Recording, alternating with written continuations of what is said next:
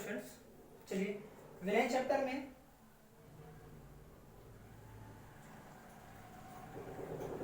दो और संपूर्ण डिस्कस कर सकते थे, कर चुके थे हम। पहला वापदाब का अपेक्षित अनुमान और दूसरा क्वथनांक का उल्लेख। तीसरा और संपूर्ण धर्म है थर्ड, जो थर्ड हमें डिस्कस करना है वो है अनुसंपूर्ण धर्म है हिमांक का अवनमन। हिमांक का अवनमन।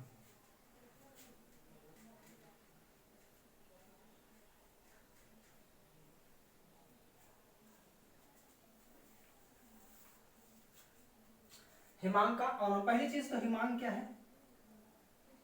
हिमांक क्या है? Freezing point. इंग्लिश टर्म है इसके लिए फ्रीजिंग पॉइंट। ठीक, फ्रीजिंग पॉइंट कहने का मतलब जिस पॉइंट पर, जिस टेम्परेचर पर, जिस पर्टिकुलर टेम्परेचर पर कोई लिक्विड जम जाए, ठोस में परिवर्तित हो जाए, ठीक ना, वो ही है उसका हिमांक। ये तो हम जानते हैं कि हिमांक जिस पर कोई द्रव जम जाता है, ठोस में परिवर्तित हो जाता है, उसे हिमांक कहते हैं। ठीक, केमिस्ट्री की लैंग्वेज में वह ताप जिस पर किसी द्रव की द्रव व ठोस अवस्था की वाष्प दाब बराबर हो जाए उस द्रव का हिमांक कहलाता है। द्रव पदार्थ का हिमांक कहलाता है। द्रव का हिमांक कहलाता है। कहने का मतलब कोई पदार्थ जो है तो इसमें ठोस और द्रव दो अवस्थाएं होती है। अगर बर्फ का टुकड़ा उठा लेते तो उसमें दो अवस्थाएं होती है, एक ही साथ प्रेजेंट रहती हैं। वो ठोस भी रहता है और लिक्विड भी रहता है, तो दोनों अवस्थाओं के वाष्प दाब क्या हो जाए? बराबर हो जाए, ठीक ना। तो वह कहलाएगा उस पदार्थ का हिमांक। क्या कहलाएगा? उस पदार्थ का हिमांक। ठीक, तो वह ताप जिस पर द्रव और ठोस दोनों अवस्थाओं के वाष्प दाब बराबर हो जाए क्या कहलाता है? हिमांक कहलाता है। वह ताप जिस पर ठोस और द्रव दोनों पदार्थ की ठोस और द्रव अवस्थाओं दोनों के वाष्प दाब बराबर हो जाए क्या कहलाता है? द्रव का हिमांक कहलाता है, ठीक ना। अब हिमांक का अवनमन क्या है? हिमांक का अवनमन, देखिए जब भी हम किसी शुद्ध पदार्थ में, जब भी किसी शुद्ध द्रव में हम कोई अवाष्पशील विलय मिलाते हैं, ठीक, तो उसका वाष्प दाब घट जाता है। हम पहले से पढ़ते आ रहे हैं, बार बार हम बोलेंगे कि जब भी किसी शुद्ध पदार्थ में, किसी शुद्ध द्रव पदार्थ में, ठीक ना, ये विलायक है, शुद्ध द्रव विलायक है, ठीक ना। अब हम कोई इसमें अवाष्पशील, इसका जो वाष्प दाब होगा मैक्सिमम होगा, ठीक, जो भी होगा फिक्स होगा, मैक्सिमम होगा, ठीक। अब इस शुद्ध पदार्थ में अवाष्पशील विलय डालना है। क्या डालना है? अवाष्पशील विलय पदार्थ डाल रहे हैं, अवाष्पशील विलय डालना है। तो इस अवाष्पशील विलय के मिलाने से जो विलायक है इसका जो वाष्प दाब है वो क्या हो जाएगा? घट जाएगा। क्या है? घट जाएगा। पता है चीज? मान लीजिए कि ये पहला जो विलायक था जब शुद्ध अवस्था में था तो उसका जो हिमांक था, फ्रीजिंग पॉइंट था, उसे हम बोल रहे हैं T0F। इतने डिग्री सेल्सियस ताप पे, ठीक ना, इतने टेम्परेचर पर ये फ्रीज हो जाता था, जम जाता था, ठीक।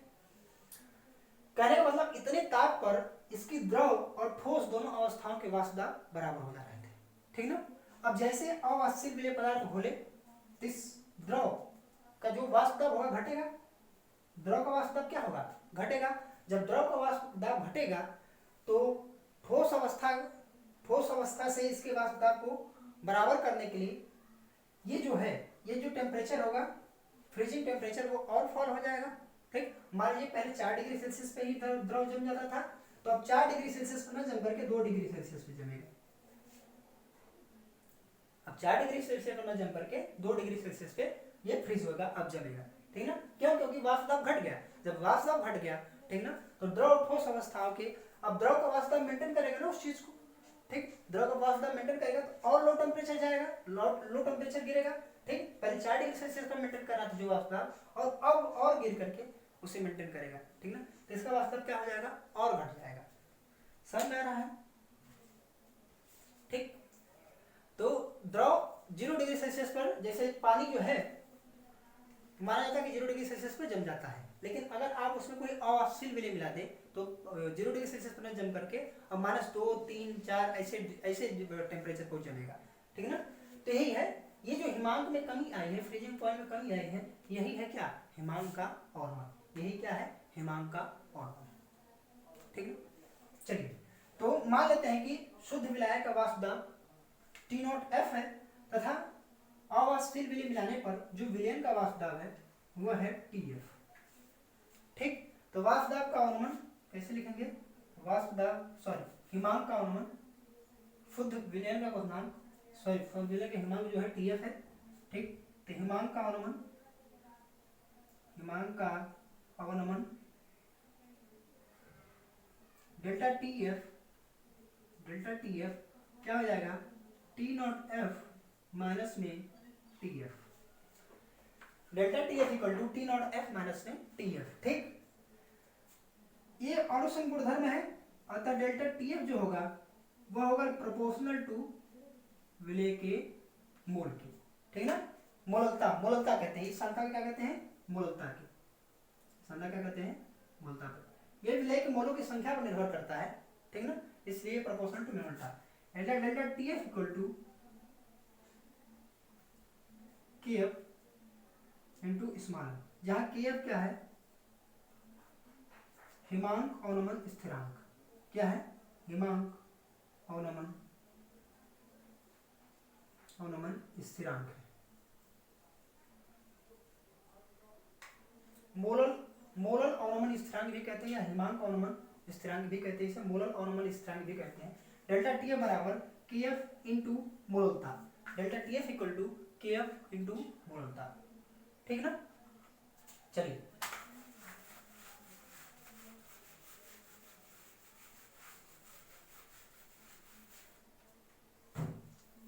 डेल्टा TF बराबर क्या आ गया, KF इंटू मोललता, हिमांक अवनमन स्थिरांक की परिभाषा दे सकते हैं यहाँ पर, यदि small m equal to 1 then delta TF equal to KF है। तो किसी पदार्थ का हिमांक अवनमन स्थिरांक तो ऐसे लिखेंगे कि 1000 किलोग्राम विलेय के मोलों की वह संख्या, विलेय के मोलों की वह संख्या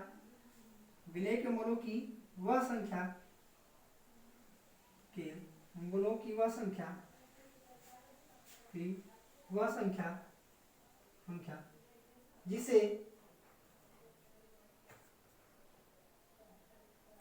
या 1 किलोग्राम ऐसे लिख सकते हैं आप, 1000 ग्राम, चलिए थोड़ा सा इसको बढ़ा लीजिए थोड़ा, तो KF इंटू मोलकता है, इसको ऐसे लिख लीजिए, delta TF equal to KF। अब विलेय के मोल, तो विलेय का द्रव्यमान, विलेय WA बटे विलेय का अनुभार MA इंटू विलायक का भार WB मल्टीप्लाइड बाई 1000, ठीक ना, मल्टीप्लाइड बाई 1000। WB यहाँ पर ग्राम में आप रखेंगे, क्या रखेंगे, ग्राम में, ठीक, ती हो जाएगी। तो यहाँ से KF की डेफिनेशन दे सकते हैं, अगर सबको 1111 बना दीजिए तो WB क्या लेना चाहिए, 1000 तब कट करके 1 होगा,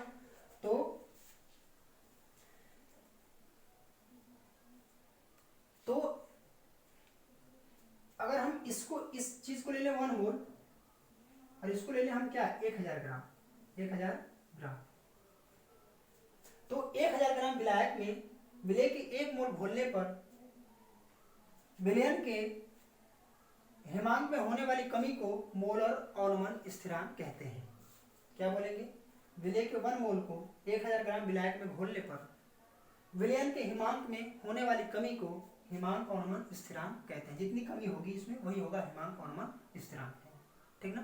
तो डेल्टा टी बराबर KF इंटू WA बटे MA into WB multiplied by 1000, ये आ गया हिमांक अवनमन के लिए फॉर्मूला, ठीक ना।